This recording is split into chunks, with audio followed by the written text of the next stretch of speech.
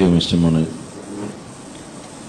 মাননীয় প্রধান উপদেষ্টা, ঐকমত্য কমিশনের, জাতীয় ঐকমত্য কমিশনের সভাপতি, সহসভাপতি প্রফেসর আলী ইলিয়াস এবং সম্মানিত সদস্যবৃন্দ, উপদেষ্টা মণ্ডলী, জাতীয় নেতৃবৃন্দ, আসসালামু আলাইকুম।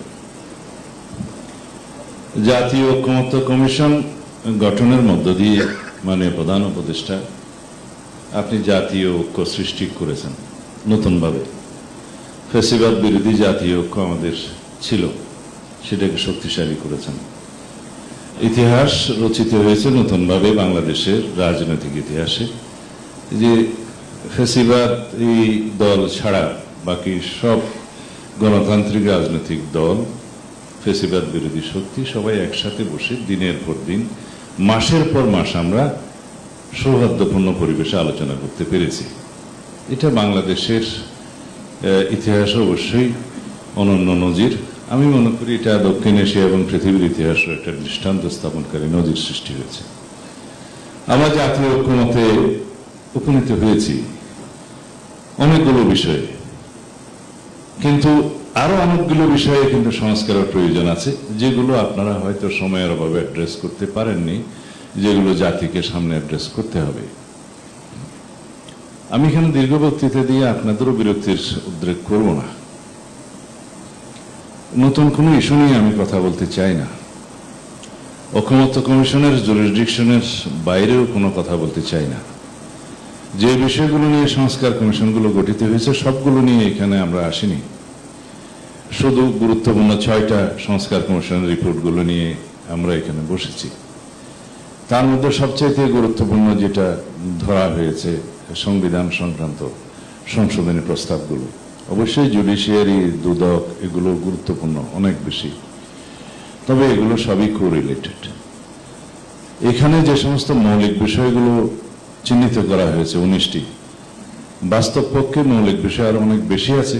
যেহেতু অনেক দলের আদর্শিক বিভিন্ন ভিন্নতার কারণে আরো অনেক বিষয় টেনে আনলে আরো দীর্ঘসূত্রিতা বা অনেক বেশি সময় লাগতো, সেগুলো অ্যাভয়েড করা হয়েছে। এখন যে বিষয়গুলো এখানে অ্যাড্রেস করা হয়েছে, আমরা যেটুকু সংস্কার কমিশনের রিপোর্টগুলো পেয়েছিলাম তার মধ্যে মোট 826টি প্রস্তাব ছোট বড় মিলিয়ে পেয়েছি। তার বাইরে 20টি, ক্ষেত্রমতো 19টি মৌলিক প্রস্তাব চিহ্নিত করা হয়েছে, তাতে 845টি হয়। এর মধ্যে মূল 826টির মধ্যে আমি আমার দলের পক্ষ থেকে বলতে পারি আমরা ইন ডিটেইল এগুলো এক্সারসাইজ করে একদম দফাওয়ারি মতামত সহ জবাব দিছি। তার মধ্যে শুধুমাত্র 51টি সংস্কার প্রস্তাব ছোটখাটো, যেগুলোতে আমরা দ্বিমত পোষণ করেছি। বাকি 115টি প্রস্তাবে আমরা আমাদের মতামত সহ ভিন্ন মত দিয়ে সেভাবে গ্রহণ করার জন্য আমাদের পরামর্শ দিয়েছি। তো বলতে গেলে এই বিষয়ে চূড়ান্ত ঐকমত্য হয়েছে প্রায়। তবে আলোচনার মধ্য দিয়ে আমরা সমৃদ্ধ হয়েছি, সবার আলোচনা আমরা শুনেছি এবং যেগুলো গ্রহণযোগ্য, যুক্তিসঙ্গত, সেটা সবাই গ্রহণ করেছে। আমি এখানে আমার দলকে রিপ্রেজেন্ট করতে এসেছি যেভাবে, একইভাবে আমি জাতির দায়িত্ব পালন করতে এসেছি। আমি কখনো এখানে আলোচনায় বলেছি যে আমি অফিসার অব দি কমিশন হিসেবে কাজ করছি, in aid to your commission. এখন সেই দায়িত্ব থেকে কখনো আমি দলের অবস্থানের ঊর্ধ্বে উঠে কথা বলেছি জাতীয় স্বার্থে। সেই হিসাবে আমি অনেকের মধ্যে লক্ষ্য করেছি সেই জাতীয়টা, জাতীয় দাবিটা অথবা জাতীয় দায়িত্ব পালন করতে, সেটা আমি অ্যাপ্রিসিয়েট করি। কিন্তু দিন শেষে আমরা এখন যখন বাস্তবায়নের প্রক্রিয়ায় চলে এসেছি, এখানে আমার কাছে মনে হয়েছে আমরা বোধহয় এটাকে আরেকটা জটিলতার দিকে নিয়ে যেতে চাচ্ছি। কিন্তু ন্যাশনের কাছে আমরা এমন কোনো প্রেসিডেন্ট রেখে যেতে চাই না, অন্ততপক্ষে হেডেড বাই প্রফেসর ইউনূস, যেটা দুদিন পরে টিকবে না, যেটা দুদিন পরে জুডিশিয়ারিতে নাল এন্ড ভয়েড হয়ে যাবে, যেটা দুদিন পরে চ্যালেঞ্জড হয়ে যেতে পারে। আমরা সবসময় অ্যাপ্রোচ করেছি যে আমরা যে সমস্ত সংস্কার প্রস্তাবগুলোতে একমত হয়েছি তার মধ্যে আশু বাস্তবায়নযোগ্য, মধ্যমেয়াদী বাস্তবায়নযোগ্য, যেগুলো কনস্টিটিউশনকে স্পর্শ করে না, সেগুলো এখনই বাস্তবায়নের উদ্যোগ নিন, এবং বাস্তবায়ন হচ্ছে, প্রতিদিনই হচ্ছে। হয়তো আইন মন্ত্রণালয়ের মাধ্যমে সেগুলো প্রসেসড হয়ে ক্যাবিনেট পাশের মাধ্যমে অধ্যাদেশ অথবা নির্বাহী আদেশের জন্য যেগুলো অপেক্ষমান আছে কিছু সময় লাগে, প্রসিডিউরাল বিষয়। বাট সবকিছুই পাইপলাইনে আছে বলে আমরা দেখেছি এবং বিশ্বাস করি এগুলোর মধ্যে বাস্তবায়ন হয়ে যাবে। বাকি রইল শুধুমাত্র 19টা সাংবিধানিক ইস্যু, যেগুলো আমরা এখানে কিছু কিছু বিষয়ে নোট অফ ডিসেন্ট সহ আমরা একমত হয়েছি। কারণ আমরা আমাদের বিবেচনায় মনে করেছি, যেহেতু যেমন আর্টিকেল 70-র ক্ষেত্রে যে 4টি বিষয়ে এমপিদের স্বাধীনতা না থাকলে ভালো হয়, কেউ কেউ দুটো, মিনিমাম সবাই একমত হয়েছে দুটোতে, কেউ 3টাতে। তো এগুলো যেভাবে আমরা নোট অফ ডিসেন্টটা দিয়েছি সেই ভাষাটা উল্লেখ করে সনদ তৈরি হচ্ছে এবং সেইভাবে আমরা স্বাক্ষরিত করব। যারা জনগণের ম্যান্ডেট পাবে তারা সেই হিসাবে তাদের নোট অফ ডিসেন্টটা রক্ষা করে তারা সেটা বাস্তবায়ন করবে। এটা খুব জটিল কোনো বিষয় নয়। এখন সেই রকম 2-3টা গুরুত্বপূর্ণ বিষয় আমি এখানে উচ্চারণ করে সময় নষ্ট করব না, বাদে বাকিগুলো খুবই সিম্পল নোট অফ ডিসেন্ট। এটা বাস্তবায়ন করা খুবই সহজসাধ্য। কিন্তু ফোরামটা কোনটা? ফোরাম হচ্ছে শুধু কনস্টিটিউশনাল প্রভিশনগুলো পরবর্তী জাতীয় সংসদ ছাড়া অন্য কোনো ফোরাম এটা করতে পারে কিনা, এটাই হচ্ছে আমাদের একদম 1 নম্বর প্রশ্ন। যদি পারে, সেরকম কোনো আইনি সহায়তা বা পরামর্শ যদি থাকে, সেটা দেওয়ার জন্য উপযুক্ত জায়গা হচ্ছে সুপ্রিম কোর্ট। আমরা সেখানে যেতে পারি, সহায়তা নিতে পারি যে এটা আমরা কিভাবে বাস্তবায়ন করব before the formation of the next parliament. আমরা সেখানেও একমত। যদি এর বাইরেও কোনো আইনি এবং বৈধ প্রক্রিয়া থাকে আমাদেরকে জানান, খুঁজে বের করুন, আমরা একমত। আমরা যে কোনো মুহূর্তে সনদে স্বাক্ষর করার জন্য প্রস্তুত আছি, সেটা আগেও বলেছি। আপনি জাতির উদ্দেশ্যে যতবারই ভাষণ দিয়েছেন, বলেছেন আমরা এটা জাতীয় ঐক্যমতের ভিত্তিতে সকল রাজনৈতিক দল যে সমস্ত সংশোধনীতে একমত হবে প্রস্তাবে, সেগুলো আমরা কম্পাইল করে সংকলিত করে একটা জাতীয় প্রতিশ্রুতি প্রণয়ন করব। নিশ্চয়ই আপনার স্মরণ আছে, আপনার 6 তারিখের বক্তৃতা জুনের বলেছেন যে আমরা এখনই কিছু বাস্তবায়ন করব, আর কিছু বাস্তবায়নের উদ্যোগ নেব, যেগুলো অনিষ্পন্ন এবং অসম্পূর্ণ থাকবে পরবর্তী সরকার করবে, এবং পরবর্তী জাতীয় সংসদে সবাই এই সমস্ত বাস্তবায়ন করার জন্য অঙ্গীকারাবদ্ধ থাকবে। এটা আপনার স্পিচ থেকে আমি বলছি। তা আমরা সেই জায়গায় আছি। কিন্তু এরপরও আমি বলতে চাই, জাতীয় স্বার্থে, ঐক্যমতের স্বার্থে, আমাদের ডিসিপ্লিনের স্বার্থে, আমরা ভবিষ্যতে ফেসিবাদ বিরোধী জাতীয় ঐক্যটাকে যাতে ধরে রাখতে পারি এবং শক্তিতে রূপান্তর করতে পারি, সেজন্য আমরা আরো বেশি নেগোশিয়েট করব, কম্প্রোমাইজ করব। আমরা আলাপ আলোচনার মধ্য দিয়ে যদি সেরকম কোনো পন্থা বের করতে পারি, আমরা আমাদের পরামর্শ দিয়েছি, সেই পন্থাতে আমরা একমত হব। এখন যেগুলো আমাদের বুদ্ধি বিবেচনায় আসছে তা হলো, এই যে সনদটা প্রস্তুত হয়েছে তার মধ্যে অবশ্য কিছুটা ক্লারিক্যাল মিস্টেক এবং মুখভ্রান্তি আছে, কিছুটা আবার এক্সক্লুশন হয়। আমি এটা প্রফেসর আলী রিয়াজ সাহেবের দৃষ্টি আকর্ষণ করেছি, এটা আমরা কারেকশন করে দেব। এটা মেজর কিছু নয়, তবে যেহেতু একটা জাতীয় দলিল হবে, রাজনৈতিক সমঝোতার দলিল হবে, ঐতিহাসিক দলিল হবে, সেটা নির্ভুল হওয়া বাঞ্ছনীয়। এবং সবার মতামতে যেহেতু এটা গৃহীত হয়েছে, যে বিষয়গুলো আলোচিত হয়নি সেই বিষয়গুলো ইনক্লুড করা ঠিক হবে না। বিতর্ক যত কম করা যায়, বিতর্ক যত কম সৃষ্টি করা যায়। এখন আসি বাস্তবায়ন নিয়ে, কেন আমাদেরকে আবার বসতে হলো? 31শে জুলাই তো আমাদের সবকিছু সমাপ্ত হয়ে যাওয়ার কথা ছিল। আমাদের এগুলো ওয়াইন্ডিং আপ করে ঐক্যমত্য কমিশনের কর্ম সমাপ্ত হওয়ার কথা ছিল।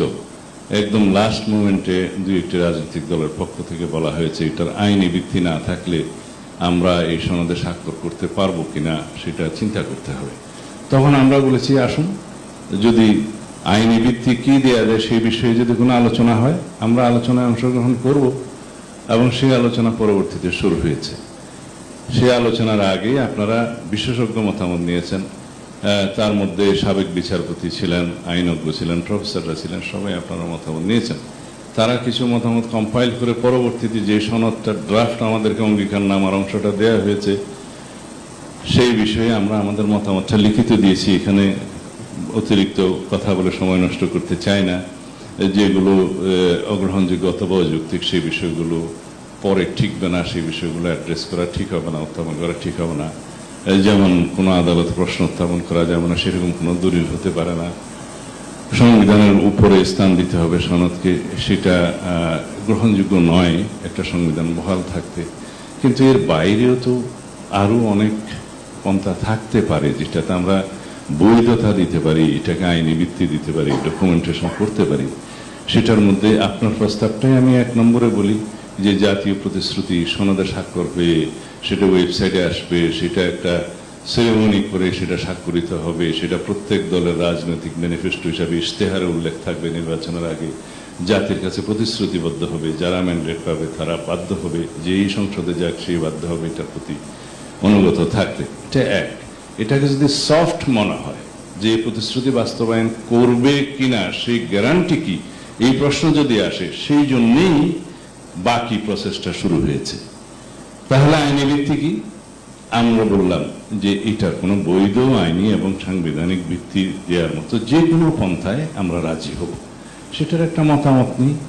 আমরা চলুন আমরা অ্যাপিলেট ডিভিশনের পরামর্শ নিই যে এটা কোনো এক্সট্রা কনস্টিটিউশনাল অর্ডার অথবা স্পেশাল কনস্টিটিউশনাল অর্ডার করে এটা করা যায় কিনা, সেটাও তাদেরকে প্লেস করা যায়, মতামত নেওয়া যায়। তাহলে পরে ভবিষ্যতে জুডিশিয়ারিতে সেটা চ্যালেঞ্জ করলেও বলতে পারবে যে এটা আমরা মতামত দিয়েছিলাম। এখন সেটা পরামর্শ আকারও দিতে পারে, এন্টারটেন করতেও পারে, নাও করতে পারে, বাট আমরা তো পাঠাইনি এখনো। এটা একটা।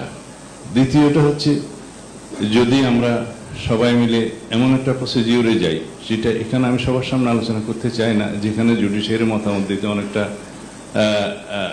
এটা অ্যাডমিট করতে বাধ্য হবে যে ঠিক আছে আমরা এটা অ্যাডমিট করলাম, একটা প্রসেস আছে, সেখানেও তাদের মতামত নেওয়া যায়। এটা হচ্ছে অল অ্যাবাউট জুডিশিয়াল ওপিনিয়ন।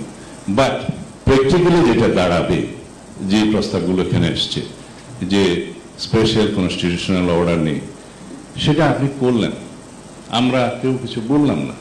ঐকমত্য কমিশন থেকে আপনাকে আমরা দায়িত্ব দিলাম যে সেটা you please decide it how to implement all those charter points, তারপরে আপনি করলেন। কিন্তু যে কোনো একজন সিটিজেন যদি সেটা নিয়ে চ্যালেঞ্জ করে কোথাও যায়, আমরা করলাম না, পলিটিক্যাল পার্টিস, সেটা আপনার গ্লোবাল রিপুটেশন নিয়ে অনেকে হয়তো কোশ্চেন তুলবে। সেটা আমরা কখনোই আপনার উপরে যাক সেটা চাই না। একদম যেটা বাস্তবায়ন যোগ্য সে একটা প্রসেস বের করুন। আপনারা তো বিশেষজ্ঞ মতামত নিয়েছেন অনেকের, তারা যা যা বলেছে তার মধ্যে যদি আপনি অ্যাপ্রোপ্রিয়েট মনে করেন যে আমি এই পদ্ধতিতে বাস্তবায়ন করব, ইউ আর অ্যাট লিবার্টি, আমাদের কোনো বক্তব্য থাকবে না। যদি আপনি উপযুক্ত মনে করেন আমি জুডিশিয়ারির মতামত নেব, ইউ আর অ্যাট লিবার্টি। তারপরেও এটার একটা সমাধান করেন, অনিশ্চয়তাটা কেটে যাক।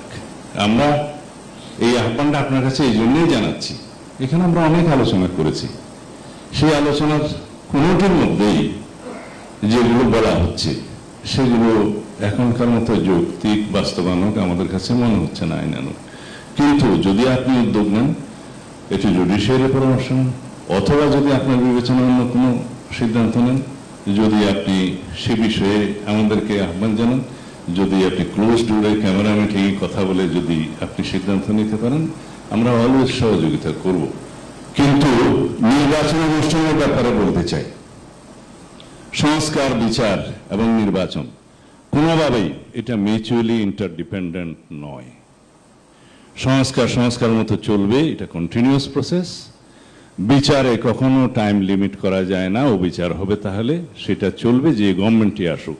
আমরা সবচেয়ে বেশি অবিচারের শিকার, পারসিকিউশনের শিকার হয়েছি, গুম, হত্যা, নির্যাতনের শিকার হয়েছি।